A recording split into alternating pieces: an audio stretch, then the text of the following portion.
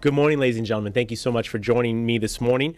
I have a number of items to update you on, and then happy, as always, to take any questions that you might have. Today, as you may know, is a big day for our Convention Center project. In a couple of hours, we'll be making our case to the California Coastal Commission about the Convention Center expansion. We're cautiously optimistic of our chances at the commission this afternoon.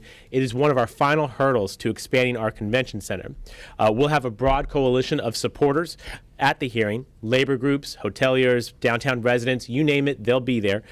Everyone recognizes that this expansion will provide an enormous economic boost to our entire region, including creating 7,000 permanent jobs, $700 million in economic impact to our region, and $13.5 million in new tax revenue for our city. It'll help us retain Comic-Con, and it'll help us to capture almost a year's worth of business that we currently lose every year because the convention center is not large enough. We will make this case to the Coastal Commission as thoroughly and as vigorously as we can. I'm keeping my fingers crossed, and I believe every other San Diegan is as well. On the federal shutdown, along with everyone else, I remain very concerned about the impacts of the federal shutdown on our community, both short-term and long-term. A federal debt default could be catastrophic. I'm hoping that common sense prevails in our nation's capital so that San Diegans, and for that matter, Americans, can stop worrying about how all of this might impact their lives. Some people's lives are, of course, already being impacted. Just last night, a veteran stopped me on University Avenue in Hillcrest. He is a VA employee, and he's going to school. And he asking me for what I thought this might get resolved. It's that kind of uncertainty that is impacting San Diegans today, and it's the voices of people I hope that Congress will hear soon and take action. In short, this whole mess is bad for San Diego and bad for our nation. One of the things I found when I took over the responsibilities as mayor is that many of our key positions of leadership in the city were vacant or filled with interim appointments. That started changing last Friday. Last Friday, I announced that we hired a new public utilities director. It is a big, important job, and we're lucky to have found an outstanding individual to fill that position. Her name is Hala Razek. She comes to us from the San Diego County Water Authority, where she was director of the Colorado River program. Before that, she worked for the city of San Diego for 18 years, most recently as the Chief Deputy Director of Engineering and Capital Projects. She'll be starting with the city on November 12th. Hala is an incredible candidate, a very high caliber individual, and proof that we are a wonderful employer that people want to come work at. I'm hopeful that in the weeks ahead we'll be able to make other key employment decisions to show that the city's leadership is coming back. Along the lines of the cleanup, management restructuring, I've said it before in these briefings, we are performing a top-down review of the city departments, and the management structure is something that I've identified as being a vulnerability that I'd like to make some changes to. It's my hope to present to the council by the end of the month a new management structure to address some of the concerns that I've identified through my review. This is a way to prevent everything from being funneled directly through one person as it was during the previous administration.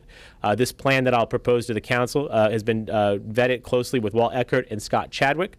Part of the restructuring will include the final creation of a planning department, as has been long promised.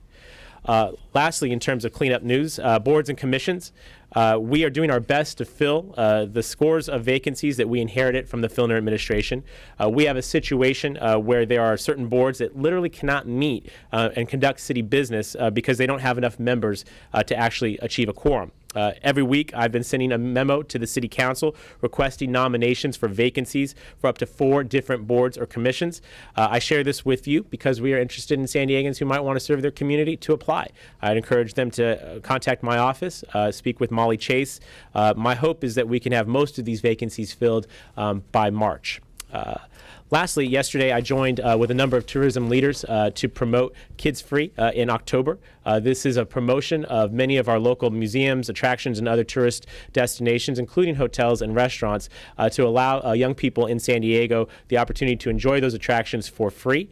This is a 1-month-long special promotion and a part of our overall effort of trying to promote San Diego outside of our community. It's important to note this program is not just for visitors. This also applies to San Diego children. I'd encourage every San Diegan to go to visitsandiego.org, get more information about the attractions and museums programs that are participating. Take advantage of those, and I hope to do more in the coming weeks with regard to tourism promotion to make sure that one of these key industries in our San Diego economy is thriving and healthy. So with those updates, I'm happy to take any questions that folks may have for me. On the convention center, if it's a favorable vote, what's the next step? And if it's not a favorable vote, what's the next step? Well, I'm anticipating, the question was what happens at the Coastal Commission if it's favorable or unfavorable. It's my expectation we will have a favorable vote. We have spent 5 years building a broad community consensus for this project. We have a situation which is a really unprecedented coalition of supporters, business and labor, Republicans and Democrats, every member of the city council, most of the major candidates for mayor. So I think what we'll have is a united front before the Coastal Commission. That's why I'm confident that we'll get a positive reaction. If and when that happens, we'll move forward with final documents, other planning design issues to allow us to break ground in the near future and hopefully finish this project in the 2017-2018 timeframe. That would allow us to keep Comic-Con and do other important things. To the extent that we have to contemplate it, we of course would take a negative determination and go back to the drawing board and try and go back again as soon as possible. But again, I'm very optimistic about our chances this afternoon. Others? What is it about the management structure as it currently is most concerning to you? The question was, what is my particular concerns about the management structure? As I see it, it's very flat. And meaning to say that the span of control is very wide. And what I think is problematic about that, I understand how we got there. During the budget issues in recent years, one of the budget corrections that was taken was to remove middle management and other sort of layers of review. That was necessary at that time, but I think what it's done is concentrate a lot of responsibility in a few or one person. I think in order to be more transparent and more effective, to distribute those responsibilities in a more thoughtful way, where we may have deputy chief operating officers who can help to run the organization, that will provide a check and a balance on some of the things that I think that we should have had in recent months and certainly years. And I think will take us from being a good organization to a great organization. Again, this has been developed in concert with Walt Eckert and Scott Chadwick. It's part of what they believe are best practices, and it's what I'm going to offer to the City Council for consideration. The power is concentrated too much in one person being the mayor or the chief operating officer? The chief operating officer, and mostly it's about capacity. Again, the ability to actually have the opportunity to work with every department director, to give them the direction, to hold them accountable. With the structure as it currently is, all these department directors report to just one individual. I think that's a bit optimistic to believe that one individual can provide the level of supervision and oversight that's necessary. And so as a result, what we will try and do is to organize the city into more cohesive sort of business units, if you will, and again allow those individuals to hold those department directors more accountable. My expectation is that if we do this, we will be a more efficient organization with more accountability, hopefully better, more service oriented, both to council members and to the public.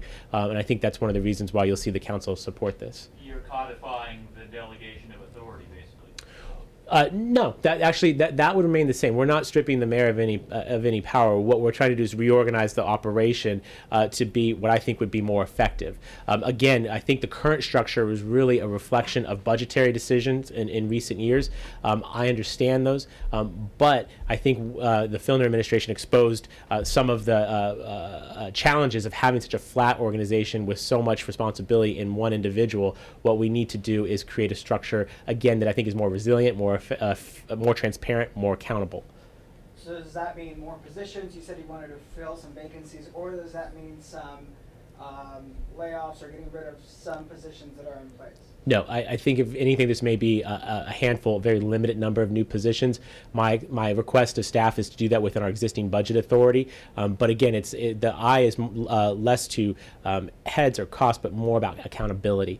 And again, this is something that we're working on the finer deal points now, and we want to bring that forward shortly. So we'll have more details in the weeks to come. Do you know what are some of the more crucial vacancies that you want to fill as soon Yeah. as possible? Well, the Public Utilities Director, question was what vacancies have we been trying to fill? The Public Utilities Director was really key. That department, as many of you may know, is certainly our largest from a financial standpoint, and one that needed permanent leadership. Others that are of concern is our Chief Financial Officer, our Development Services Department Director, our Neighborhood Code Compliance Director. Those are just a few I can think off the top of my head.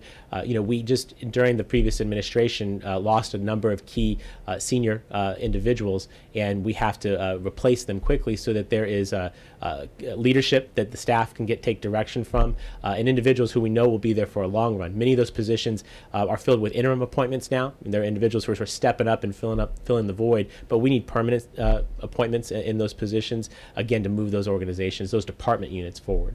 What about the Arts and Culture Commission head? Have you reached out to, I think her name was Denise Montgomery, and see if she wants to come back? Well, I have met with Denise Montgomery. We have to do a recruitment. She resigned the position, and so we need to now, open the position up. She is welcome to apply. I'd encourage her to do so, but we're going to need to go through our normal process for hiring, just like we did with the Public Utilities Director, as we're doing for those other vacancies that we have right now. But that is another key one that's vacant that is of concern to me. Others? Can I grab a new one? No. Yeah. Can you give us an update on where we are with the city's pilot car sharing program? Pilot car sharing, yes. I believe the contract's up in about 2 weeks. It is that, yeah. So the question was about our pilot program for car sharing. The program is reaching a deadline for renewal. We've had some challenges with regard to the bankruptcy of Ecotality. Did I get that right? Do you see what all sticks in my head? So Ecotality, and so there are some predicaments about their business model being all electric that we're trying to help them with.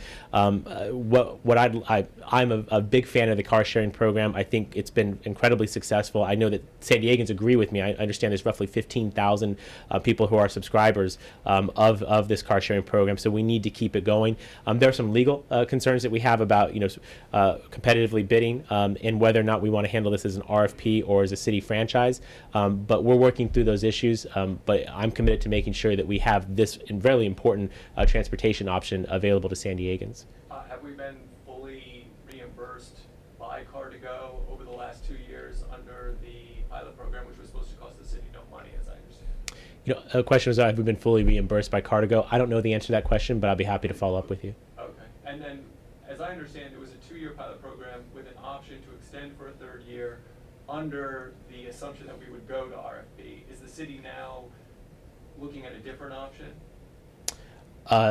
Questions about the nature of the contract. That's more detail than I think that I have off the top of my head that I want to be held accountable for the answer. But can we follow up and get that to Josh?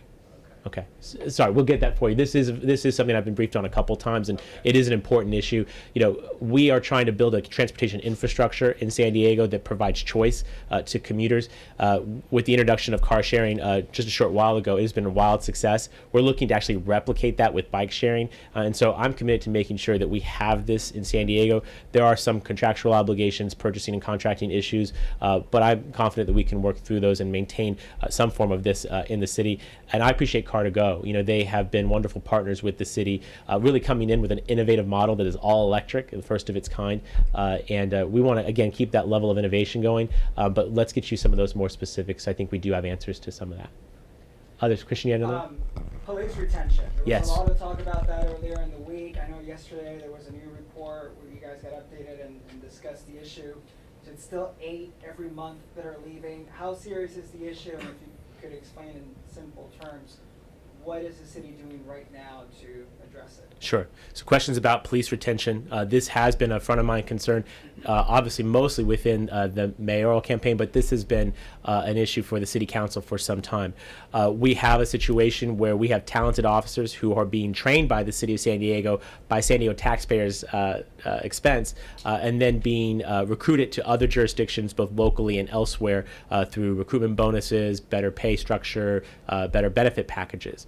What are we doing to try and address that? Well, this year the council committed $2 million to a new police retention program. That showed up in police officers' paychecks 2 weeks ago with an additional bump to their uniform allowance. This was a non-pensionable pay increase that of a one-time nature, I think, to try and show that we understand that we need to do more to keep our police officers here. I think that show of good faith is going a long ways. Additionally, we have re-energized our recruitment process. We are showing up now at job fairs and elsewhere to bring people into the department.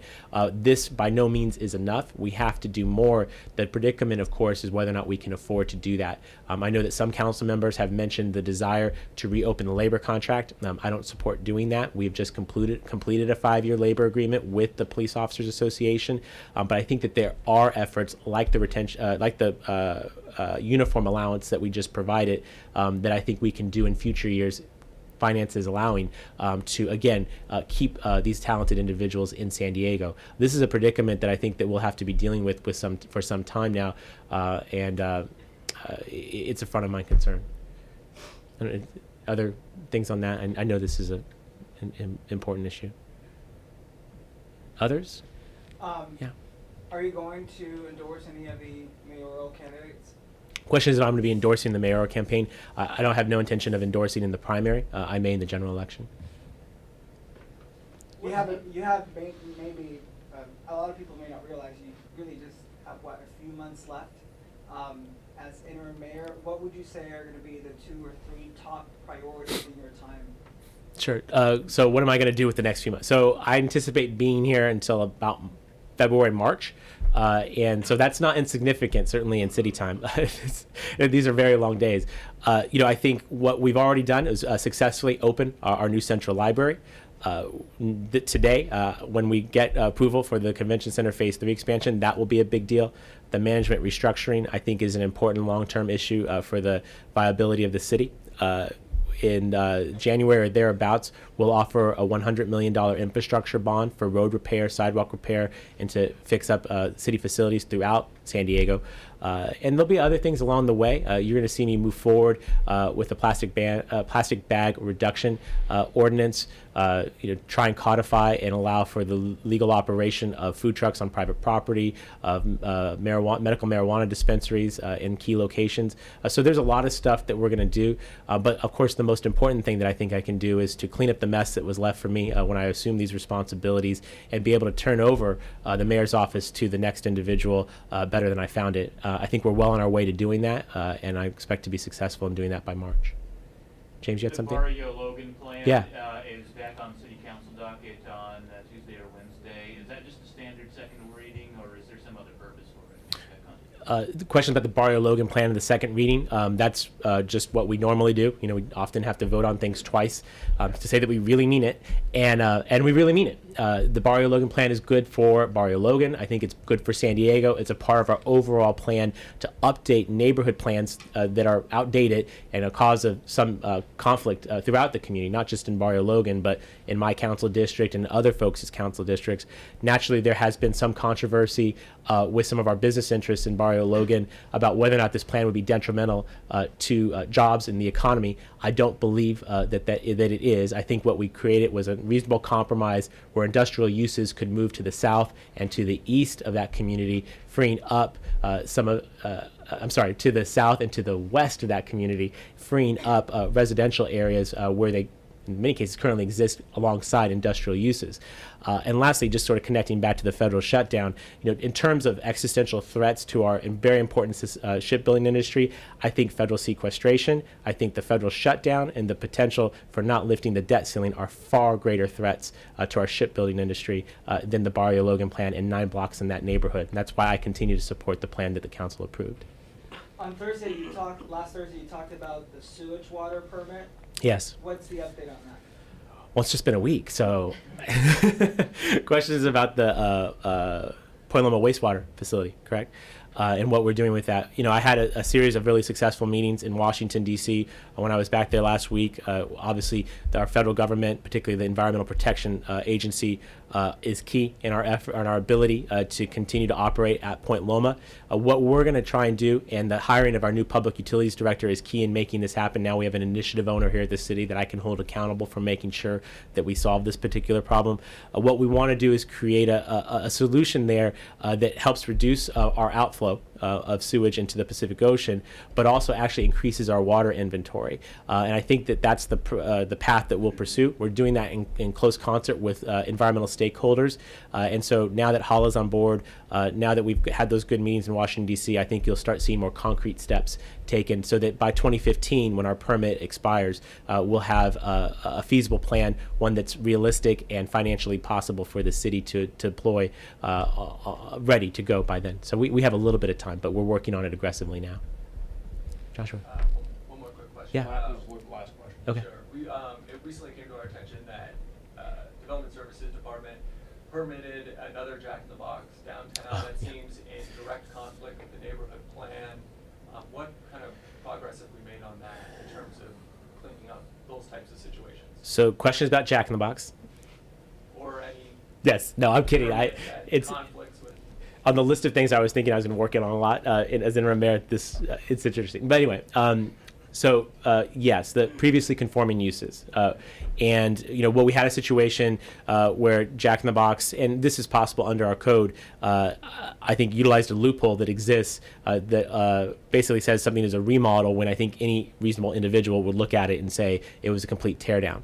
I have asked, and I did it by memo when I was a council member, I'm now working to actually effectuate it as interim mayor, changes to our land development code that would clarify what remodel is so that projects like this, where I personally, as Todd Gloria, do not believe this is a remodel, and therefore it should have a more rigorous community review, are no longer allowed to proceed. I received an update earlier this week that our proposed changes were before some community advisory groups to get their initial take. That's a part of the community process that it should be involved to make sure that there's maximum input. But I'm committed to getting that done fairly quickly, along with some of the other code lapses that exist that have allowed for various other things to happen. But this is important to me. We've seen this not just with Jack in the Box. There's a KFC in North Park where this happened. There are other instances where this is concerned, and I'm interested in trying to make the reforms necessary so it doesn't happen again. Because recently we found another one downtown. I don't know if you're aware of that. Yeah, I'm familiar with it. I need to get some more information on that for myself personally. Got a few other things going on, but yeah, this is exactly my point or my argument. This is not just about the Jack in the Box in North Park. This is something that's possible throughout the city because of our land development code, and that's why it requires a change to the code. Yeah. All right, guys. Thanks you as always for your time. I appreciate it. We'll see you next week.